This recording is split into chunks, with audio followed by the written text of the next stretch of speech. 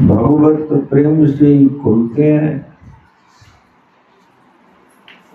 और एक बात खूब समझ लेना कि सुतदारा धन लक्ष्मी पापियों के घर होय, संत समागम हरि कथा तुलसी दुर्लभ दो।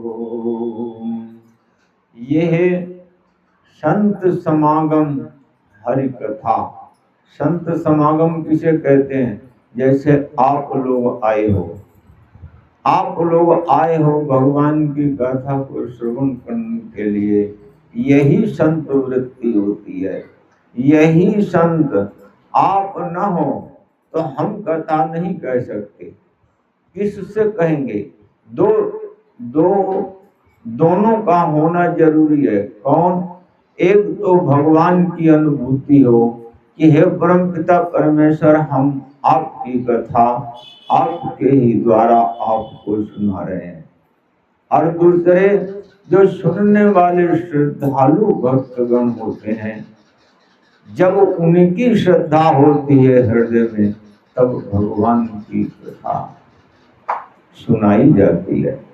अगर श्रद्धालु नहीं है और भगवान की अनुभूति नहीं है तो वो कथा नहीं होती है। इसलिए भगवान की कथा ये बहुत महत्वपूर्ण है। हम लोग नहीं समझते हैं। अब आप विचार करो, हम लोग क्यों कथा करते हैं या क्यों ये व्यवस्था करते हैं भगवान कि आप लोग आएंगे, कथा सुनेंगे, हम कथा करेंगे? क्यों ऐसा कभी विचार किया? आज 1 साल से ज्यादा होने जा रहा है इस कथा को। क्यों ऐसा करते हैं? हमें क्या जरूरत पड़ी है? ये सब बिछाओ, ऐसा करो, वैसा करो, सारी व्यवस्था करो और फिर आपको कथा सुनाओ, खुद सुनो। क्यों ऐसा? इसलिए कि भगवान की कथा होगी जो कहीं होती नहीं है। निष्काम भाव की कथा कहीं नहीं होती है। इसलिए कि चलो भगवान की कथा होगी, कुछ सुनोगे, कानों में पड़ेगा, कुछ सुधार होगा, इसलिए करते हैं। हमें क्या मिलता है इस कथा से? आप बताओ। संसार की कोई भी वस्तु हमको नहीं मिलती है इस कथा से। जीवन भर जो हमने साधना की है हम आपको बता रहे हैं, सुना रहे हैं। सुनोगे तो ठीक है। यही एक मतलब है और कोई भी मतलब किसी प्रकार का नहीं है। इसलिए समय पे आने की कोशिश करो, भगवान की कथा को सुनो। भगवान की कथा घर परिवार में, जैसे भगवान की कथा आपने सुनी, ध्यान देना अच्छे से, क्योंकि भगवान की कथा में सद्विचार और सद्भावना मुख्य आधार होती है और भगवान की कृपा होती है। हमने जब भगवान की कथा को श्रवण किया तो हृदय के अंदर अच्छे विचार बनते हैं और अच्छे विचार जब बनते हैं तो हमको भी आनंद देते हैं। और घर परिवार में जब हमारे अच्छे विचार होंगे जब तो घर परिवार में सुख शांति होगी। जब हमारे अच्छे विचार नहीं होंगे घर परिवार में कैसे सुख शांति हो सकती है? इसलिए भगवान की कथा वो कल्प वृक्ष है जो सभी प्रकार का सुख देती है। ये तो व्यवहार का बताया मैंने आपको। अब जैसे आप भगवान की कथा सुनने, जन्म जन्मांतर के पाप इस कथा को सुनने से नष्ट हो जाते हैं, सुखमय जीव बन जाता है। अब एक बात और विचार कीजिए, आप लोगों ने सुना होगा कि परशुराम जी की जो पिताजी थे वो जमदग्नि ऋषि थे और भृगुवंश में उनका जन्म हुआ था। तो आपने सुना होगा, बड़ी प्रसिद्ध है 2 बातें परशुराम जी के जीवन की। एक तो ये आपने सुना होगा कि उनकी माता रेणुका जो थी उनका वध परशुराम जी ने किया था। अपनी सगी मां का, और किससे किया? वर्षा से किया और पिता की आज्ञा से किया था। अब ये भी तो कभी आपने इतना जीवन व्यतीत हो गया, ये जानने की कभी इच्छा की कि उनसे अपराध क्या हुआ था जो उनके पति ने कहा कि इनका वध कर दो? ये जानने की जरूरत नहीं है कभी, क्योंकि हमको महापुरुषों से सीखना होता है। इन्होंने, परशुराम जी ने सहस्राबाहु उस समय राजा था, बहुत पराक्रमी राजा था। रावण एक बार सहस्राबाहु के पास चला गया था तो सहस्राबाहु ने रावण को बंदी बना के और ले गया था, और एक चौराहे पे गाड़ खड़ा कर दिया इसको, और बच्चे पत्थर मारते थे। इतना सहस्राबाहु पराक्रमी था रावण के। और फिर इनके जो ऋषि थे, रावण के पुलिस थी, उन्होंने बड़ी दया भाव से उससे छुटवा पाया था। रावण को वो छुटा के लाए थे। ये वो सहस्त्रबाहु, उस सहस्त्रबाहु का वध परशुराम जी ने बहुत बेदर्दी से किया था। क्यों किया था ये पता करने की जरूरत नहीं है। परशुराम भगवान का अवतार है। ये क्यों होता है ऐसा, क्यों हुआ ऐसा, क्यों किया उन्होंने?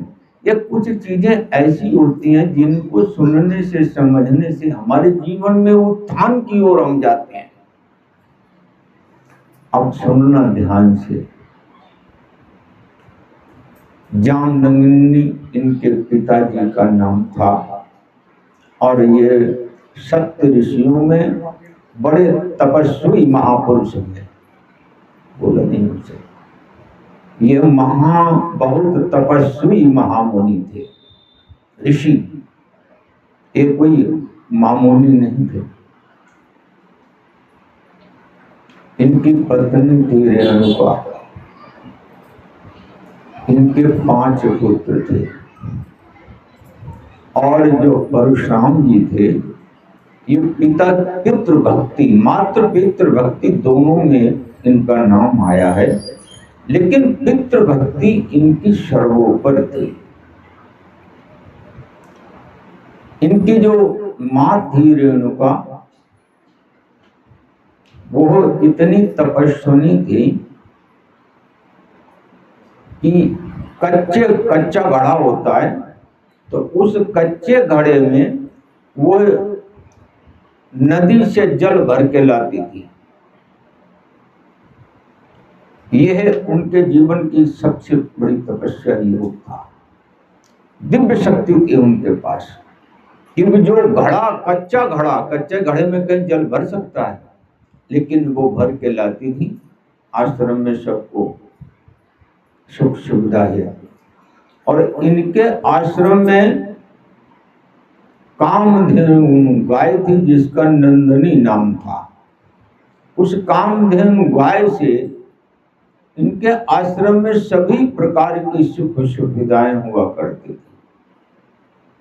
सब कुछ ऐश्वर्य, वैभव और समाज का कल्याण, उत्थान उन गाय के माध्यम से ऋषिवर किया करते थे। एक बार सहस्रार्जुन 1000 भुजाओं वाला था, बहुत पराक्रमी, एक बार आश्रम में आया तो उसकी बड़ी अच्छी सेवा ऋषिवर ने की। तो उसने देखा कि ये कामधेनु गाय के माध्यम से इनकी व्यवस्था बढ़िया चल रही है, तो उसने जबरदस्ती, उस समय परशुराम जी आश्रम में नहीं थे, जबरदस्ती वो छीन ले गया गाय परशुराम जी के पिताजी जामदग्नि से।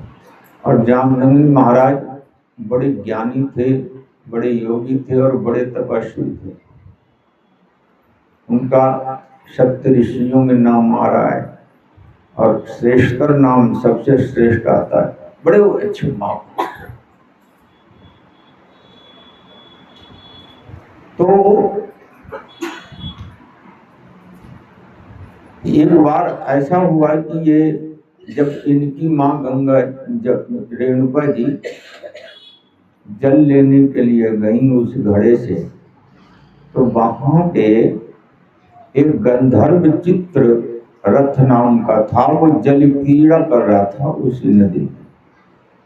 इनका मन थोड़ा सा क्षुब्ध हुआ, बस इस वजह से उस घड़े की शक्ति चली गई। जैसे युधिष्ठिर महाराज थे, युधिष्ठिर का रथ जो था पृथ्वी से 2 अंगुल ऊपर चलता था, पृथ्वी से हमेशा। लेकिन जब वो उस युद्ध में द्रोणाचार्य का वध होना था, तो भगवान ने युधिष्ठिर से कहा कि आप झूठ बोलोगे नहीं तब तक ये मानेंगे नहीं। आप झूठ इतना बोल देना कि अश्वत्थामा मारा गया, और अश्वत्थामा द्रोणाचार्य का पुत्र था। अश्वत्थामा से प्रेम द्रोणाचार्य बहुत ज्यादा करते थे। तो ये बात तो भगवान कृष्ण को मालूम थी कि जब अश्वत्थामा मारा जाएगा, ऐसा जब वो सुनेंगे तो पुत्र मोह में उनकी शक्ति चली जाएगी, और उस समय पर इनका वध हो सकता है। लेकिन वो बात किसी की मानेंगे नहीं, क्योंकि सत्यवादी युधिष्ठिर जी थे, भगवान कृष्ण की भी बात नहीं मानेंगे। यहाँ तक बात पहुंच गई थी। भगवान कृष्ण ने कहा कि वो किसी की बात नहीं मानेंगे। अगर युधिष्ठिर महाराज कह देंगे कि अश्वत्थामा मारा गया, तो वो मान लेंगे और तुरंत अस्त्र रख देंगे, उस समय उनका वध कर देना। यही इनका प्लान था। तो युधिष्ठिर ने जैसे ही ये बोला था कि अश्वत्थामा मारा गया, हालांकि बाद में कह दिया कि परंतु हाथी, अब उन्होंने परंतु हाथी कहा, इतने में शंख बजा दिया सबने। अब जब शंख बजा दिया, शंख ध्वनि से द्रोणाचार्य नहीं सुन पाए कि किंतु हाथी, लेकिन ये उन्होंने सुन लिया था, सुनाया गया था उनको कि अश्वत्थामा मारा गया।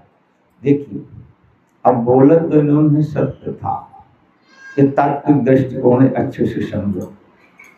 बोला इन्होंने यही था कि अश्वत्थामा मारा गया किंतु हाथी। जब इन्होंने तो सत्य बोला ना, लेकिन वृत्ति सत्य नहीं थी। जब तक मन के अंदर तुम्हारे जो चीज चल रही होगी वो ही मानी जाएगी। इस वाणी का महत्व तो ज्यादा नहीं होता है, और भगवान तो बिल्कुल नहीं मानते हैं। वाणी से तुम कुछ भी बोलो, आंखों से तुम कुछ भी देखो, भगवान में है और सत्य में है, तब भगवान उसको स्वीकार करेंगे, नहीं तो नहीं करेंगे। ये निश्चित होता है। जैसे तुम अच्छा न बोलो, लेकिन हृदय में तुम्हारा किसी के प्रति असीम प्रेम हो, तो तुम उसको अपशब्द भी अगर कहते हो तो वो उसको बुरा नहीं लगता है। जब सामने वाले को अपशब्द बुरा नहीं लगता है, इसलिए कि तुम्हारा हृदय पवित्र है, तो प्रभु जी को भी वही अच्छा लगता है। प्रभु जी को ये नहीं अच्छा लगता है कि तुम वाणी से कुछ कह रहे हो, अंदर कुछ तुम्हारे है, ये कभी उन्हें अच्छा नहीं लगा। तो जानते हो, जैसे ही युधिष्ठिर महाराज ने कहा था कि अश्वत्थामा मारा गया, उसी समय पर उनका 2 अंगुल रथ जो पृथ्वी से ऊपर चलता था, वो तुरंत नीचे आ गया था। शक्ति चली गई थी, जबकि भगवान ने कहा था और धार्मिक युद्ध हो रहा था, और उन्होंने झूठ भी नहीं बोला। सिर्फ अंतःकरण यानी मन की वृत्ति झूठ में शामिल हुई, इसी के कारण रथ नीचे पृथ्वी पे आ गया था। उसी प्रकार से जमदग्नि ऋषि की पत्नी रेणुका बलराम जी की माता जल क्रीड़ा कर रहा था गंधर्व, लेकिन इनकी देखने से ये जो देखने से, देखिए पाप और पुण्य इन नेत्रों के देखने से हो जाता है। पाप भी हो जाता है, पुण्य भी हो जाती है। इन कानों से आप जैसे ही सुनोगे, पाप भी हो जाएगा और पुण्य भी हो जाएगा तुरंत। इसलिए कहा गया है कि कहीं भी निंदा चुगली हो रही हो, वहां मत जाओ, जाओगे तो पाप लग जाएगा, और पाप लगते ही जानते हो पाप का कारण दुखी होता है। इसलिए देखने से दोष लग जाता है, और देखने से, अरे पिंगला नाम की वैश्या देखने से संत का दर्शन किया था, उसने भगवान का साक्षात्कार किया। ये देखने मात्र से, और देखने मात्र से रेणुका देवी की परशुराम की मां की शक्ति चली गई। अब वो कच्चा घड़ा था, वो टूट गया। कहाँ इतने दिनों से उस कच्चे घड़े में जल लाती थी। सिर्फ एक क्षण के लिए मन में क्षोभ उत्पन्न हुआ, दृश्य देखा कि वो गंधर्व चित्ररथ जो जल के अंदर जो कीड़ा कर रहा था, उससे भाव अपवित्र बना तो शक्ति चली गई। अब इसमें थोड़ा सा हमको आपको भी समझ लेना चाहिए। जब ये ऐसा नहीं होता है कि ये त्रेता युग की बात है, ये कलयुग में नहीं होगी, ऐसा नहीं समझना चाहिए। देखिए, त्रेता युग और द्वापर, कलयुग, सतयुग, ये सब ऐसे ही होते हैं। इसमें होता सिर्फ इतना अंतर होता है कि सतयुग में अच्छे लोग ज्यादा होते हैं, त्रेता युग में अच्छे लोग थोड़े से कम होते हैं, और द्वापर में अच्छे लोग और कम हो जाते हैं, गलत लोग ज्यादा होते हैं। कलयुग में इतना होता है कि सब जगह पाप ही पाप, झूठ ही झूठ होता रहता है। लेकिन इसमें भी अच्छे लोग थोड़े कम होते हैं, लेकिन होते जरूर हैं। और जो होते हैं सत्यनिष्ठ होते हैं, वो समझते हैं कि सत्य पे चलने से ऐसा होता है। इसलिए ये कभी नहीं समझना चाहिए कि वो, अरे वो तो त्रेता युग की बात थी, वो तो द्वापर की बात थी, ऐसा नहीं समझना चाहिए। यही सतयुग है, और यही त्रेता युग है, यही द्वापर है, यही कलयुग है।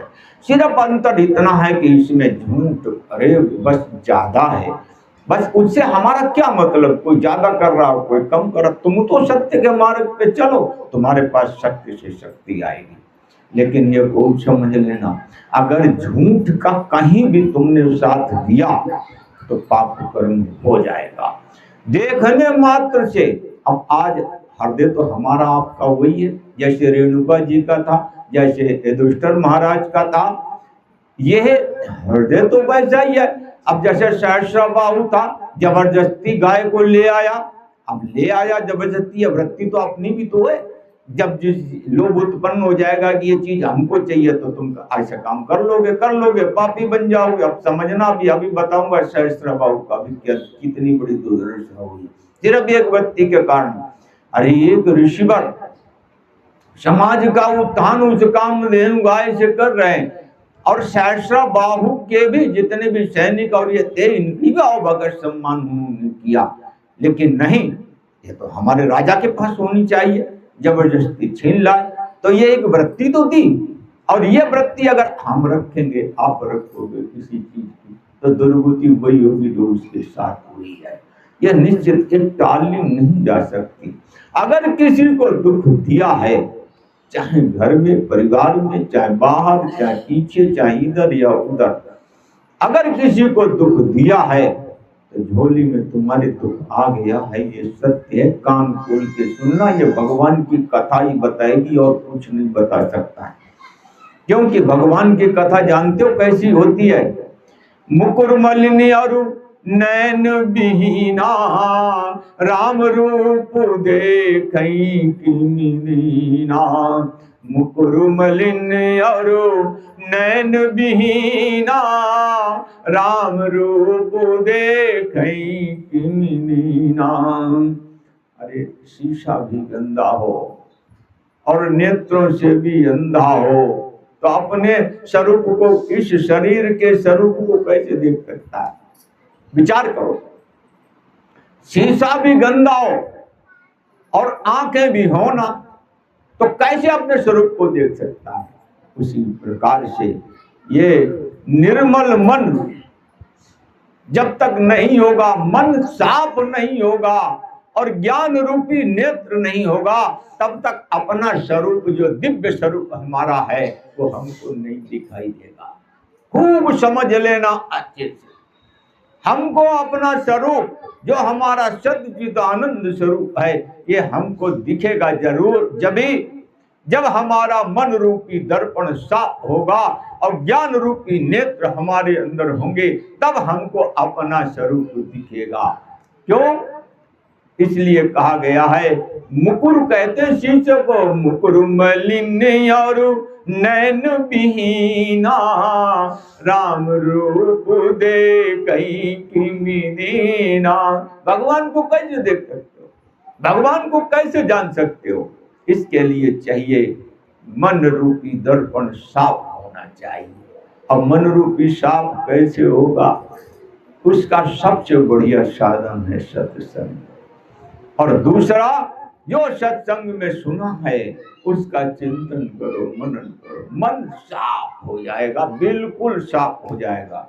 और इतना साफ हो जाएगा कि वचन कर्म मन मोरी गति, भजनु करई निकाम, तिनके हृदय कमल मुँह, सदा करऊं विश्राम। वचन कर्म मन मोरी गति, भजनु करई निकाम, तिनके हृदय कमल मुँह, सदा करऊं विश्राम। और यही मन निर्मल हो जाता है। इतना मन निर्मल हो जाएगा कि सिर्फ भगवान के ही आश्रित रहना, भगवान ही हमारे लिए है और कुछ भी नहीं है, यह निश्चय हो जाता है उसके हृदय में। जो भगवान की निष्काम भाव से भजन करता है, भक्ति करता है, भगवान उसके हृदय में सदा विश्राम करते हैं। आधार कौन सा हुआ? निर्मल मन। और निर्मल मन कहाँ होता है? जो सत्संग होता है इसमें। और जो सत्संग होता है उसमें निर्मल मन होता है। रेणुका देवी सतीत्व में उनकी जैसी कोई स्त्री नहीं थी। रे परशुराम जी भगवान विष्णु जी के अवतार, उनकी सगी माँ, और कच्चे घड़े में जल भर के लाती थी। एक दृश्य देखा, उस दृश्य से मन में क्षोभ उत्पन्न हुआ। अब इसको भी समझो थोड़ा, ये तात्विक दृष्टि को। दृश्य यह संसार है, इसमें सब कुछ देखने को होता है। अरे जाओगे, आंखें खुली हैं तो देखोगे तो वही है। लेकिन देखने से दूसरे का अवगुण नहीं आना चाहिए। और ऐसे भी लोग संसार में हैं कि अच्छे लोग हैं, उनको देखोगे तो गुण उत्पन्न होगा। तो ये जो अवगुण है ये आना नहीं चाहिए। उसके लिए क्या उपाय है? उसके लिए भी तो कुछ उपाय होगा। ऐसा तो है नहीं, कोई उपाय है नहीं। भगवान ने सृष्टि बनाई है, जब ये बनाया है कि दूसरे का अवगुण आते ही तुम्हारा सतीत्व का जितना तप है सब खंडित हो जाएगा। अगर ये विधान है तो ये भी विधान होगा कि दूसरे का दृश्य, अगर अवगुणी दृश्य तुमने देखा है तो अंदर प्रवेश ही नहीं करना चाहिए, जिससे कि तुम्हारी जो तपस्या है वो खंडित न हो। ये भी तो बनाया होगा। बिल्कुल बनाया है। कैसा? उसको ध्यान से सुनो। आपने देखा, अगर गलत दृश्य देखा तो उसका विचार ही न करो, वहीं का वहीं खत्म कर दो। और ज्यादा देर देखो नहीं। आंखें हैं तो देखोगे, लेकिन जब देखा कि यह दृश्य हमारे काम का नहीं है तो तुरंत हटाओ नेत्र और अच्छे दृश्य में लगाओ। और नहीं दृश्य अच्छा है तो वहां से तो हटा ही लो और भगवान के चरणों में मन को लगा दो। अगर नहीं लगता है तो ऋषियों के चरणों में मन को लगा दो। फिर भी नहीं लगता है तो जब भगवान की कथा कहीं सुनिए उसमें मन को लगा दो, मन तो लग जाएगा। क्योंकि मन का आधार सुख का तो सत्संग है, भगवान के चरण हैं, भगवान का नाम है, भगवान का प्रेम। सुख का आधार तो यहाँ है, मन क्यों नहीं लगेगा? तुरंत लग जाएगा। और जैसे ही लगा वो दृश्य तुम्हारे अंदर आएगा नहीं, और तुम्हारी तपस्या वही की वही रहेगी और बढ़ेगी, कम नहीं होगी। अगर तुमने ऐसा उपाय कर लिया, ये नियम है। और इस उपाय को रेणुका जी ने नहीं किया था, इसलिए उनके 5 पुत्र थे। परशुराम जी 5 भाई थे, तो उन्होंने 5 भाइयों को आदेश दिया कि इसका सिर काट दो, मां की हत्या कर दो। अब चारों ने तो नहीं की, लेकिन परशुराम जी पितृभक्त थे। देखिए, पितृभक्ति में ये भी समझना होता है कि ये हमारे पिताजी कैसे हैं, तपस्वी हैं, योगी हैं, इनके वाणी में शक्ति है, ये कुछ भी कह सकते हैं और कुछ भी कर सकते हैं, इनके अंदर वो शक्ति। क्यों कि जामदग्नि ऋषि की तपस्या ऐसी थी, ये भृगु ऋषि की संतान है, ये ऐसी तपस्या थी इनकी कि कामधेनु गाय ऐसे नहीं मिल जाती है। और योग सिद्धांत में बहुत बड़े महापुरुष थे ये। तो जब उन्होंने आज्ञा दी तो चारों तो नहीं उठे, लेकिन ये उठे, फरसा से इन्होंने सिर, तो जैसे फरसा से प्रहार किया मां पे। अब परशुराम जी भी कोई मामूली तो थे नहीं, और रेणुका जी भी मामूली नहीं थी, और जामदग्नि ऋषि भी नहीं थे, 5 भाई भी वही थे, पिता भी वही था। और इन्होंने मां की जैसे ही हत्या की तो इनके जो पिताजी थे वो तो प्रसन्न हुए। उन्होंने कहा कि बेटा वरदान मांगो। तो ये जानते थे कि हमारे पिताजी सक्षम हैं, इन्होंने हत्या ऐसी थोड़ी की थी। ये जानते थे कि हमारे पिताजी अगर हम हत्या करेंगे तो हमारी मां को तुरंत जीवन दान देंगे, इनके वचनों से तुरंत मिल जाएगा। तो उन्होंने कहा बेटा वरदान मांगो। तो तुरंत चरणों में सिर रख दिया परशुराम जी ने और कहा कि हे पर पिताजी, हमारी माँ जैसी पहले थी वैसी बना दो, आप हमें ये वरदान दो। तो उन्होंने जैसे ही आशीर्वाद दिया, माँ तुरंत उठ के बैठ गई और जो खंडित तप हुआ था वो भी प्राप्त हो गया। मतलब वो जो गलत दृश्य के कारण जो कच्चे घड़े में जल भर के लाती थी वो भी सुसज्जित हो गया, और इधर ये भी माँ भी सुसज्जित हो गई। पिताजी के वचनों से ऐसा योग होता है, मिलता कहाँ से है? तपस्या से। किसकी तपस्या? परमात्मा की तपस्या। परमात्मा की तपस्या कैसे की जाती है जानते हो? इंद्रियों को वश में रख के, क्योंकि मन ये इंद्रियों का, सभी इंद्रियों का स्वामी मन होता है, और इंद्रियां कहाँ जाती हैं? विषयों में। बस यही तब करना होता है, अपनी इंद्रियां संसार में न जाएं, अपना मन संसार का चिंतन न करे, भगवान का चिंतन करे, भगवान के उसमें रहे, अपने आप दिव्य शक्तियों का संचार होता है, कहीं चली नहीं जाती। जो मांगोगे वो मिलेगा, जो चाहोगे वो होगा भगवान के चरणों में। लेकिन अगर मन विषयों में रहा, इंद्रियों के ही उसमें लगा रहा, संसार से सुख में, तो समझ लेना शक्ति कभी नहीं आ सकती। लेकिन भगवान से जैसे ही जुड़ोगे, जिस परिस्थिति में कभी भी जाओगे, भगवान के पास दिव्य शक्तियों का संचार तो होगा ही होगा, और जन्म जन्मांतर के जो तुम्हारे पाप हैं वो नष्ट होंगे और पुण्य में वृद्धि होगी। यह होता है भगवान से जुड़ने में।